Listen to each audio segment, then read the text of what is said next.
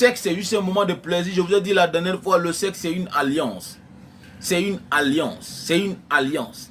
C'est une alliance. Donc, lorsque vous devenez impudique, vous n'êtes pas en train de faire du mal ni à votre pasteur, ni à vos parents, mais à votre propre vie. C'est que vous êtes en train de, comme on dit là, c'est que vous êtes en train de trader sur le marché spirituel.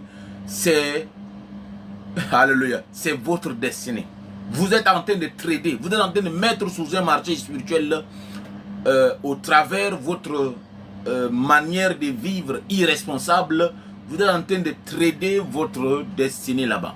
Beaucoup de gens ont tradé leur destinée. Ils ont mis leur destinée sous un marché boursier. Alléluia. Par le biais du sexe. Donc, si tu veux aller loin dans la vie avec Dieu, tu dois apprendre à te discipliner sexuellement. Tu dois être très honnête. Tu ne dois pas être un impudique. Un impudique n'est pas celui qui a 2 femmes, non.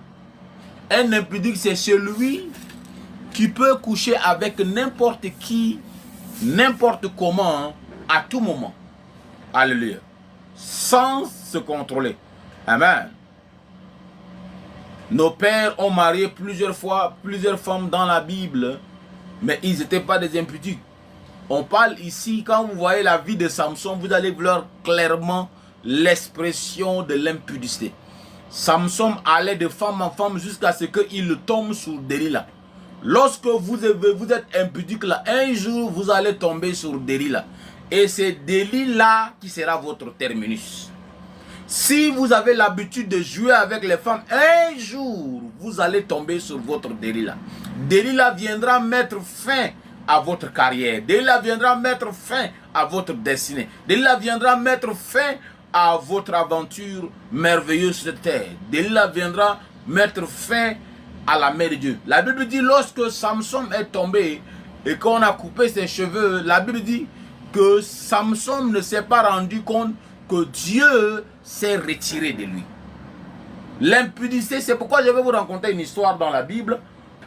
Un jour, il y avait un roi appelé Balak, avait payé un faux prophète appelé Balaam. Balaam n'était pas simplement un faux prophète, était d'abord un vrai prophète de Dieu et qui a été corrompu. Alléluia. Donc ce roi-là a payé ce prophète-là de venir maudire le peuple d'Israël. Et il a passé le temps en train de se préparer. Maintenant, au moment venu, quand il devait maudire les enfants d'Israël, il se retrouve en train de les bénir. Il a tenté ça plusieurs fois, ça n'a pas marché. Le roi même était fâché, il dit, mais comment? Je t'ai payé pour maudire ce